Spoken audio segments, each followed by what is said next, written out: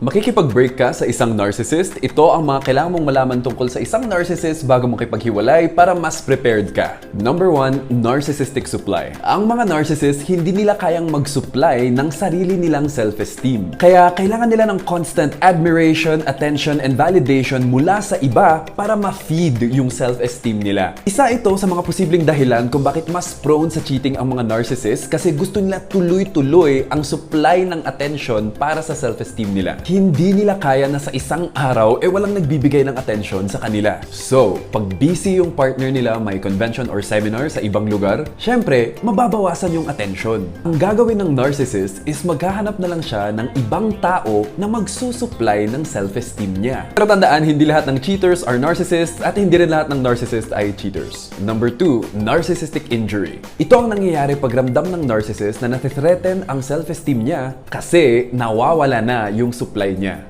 Kaya pag makikipag-break ka sa kanya, ang interpretation ng narcissist ay isa itong personal attack kasi nawalan siya ng control sa'yo. Galit siya hindi dahil mawawala na yung mahal niya sa buhay, pero galit siya kasi hindi niya tanggap na kaya mong hiwalayan siya. Hindi niya tanggap na ang kanyang supply ng self-esteem ay mawawala na.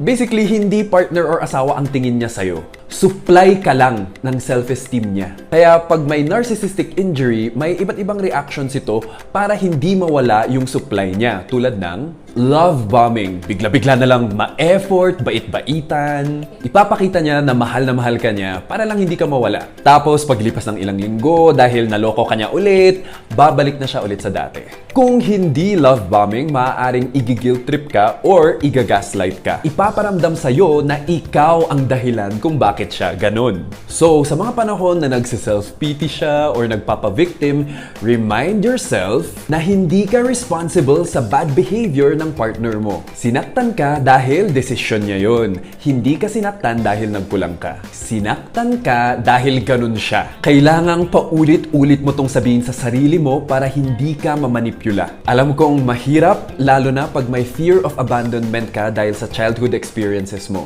Dahil sa fear of abandonment na ito, gagawa ang utak mo na i-justify ang pagstay mo sa relationship. Kahit na alam mo naman na deep down, sinisira ka na ng relationship na ito. Kaya may mga hirap talagang umalis sa mga toxic relationships. Kasi may mga unresolved childhood traumas sila. Kaya it's not fair to say na ginusto mo yan you deserve what you tolerate. Hindi naman niya kasalanan na ganun yung childhood niya.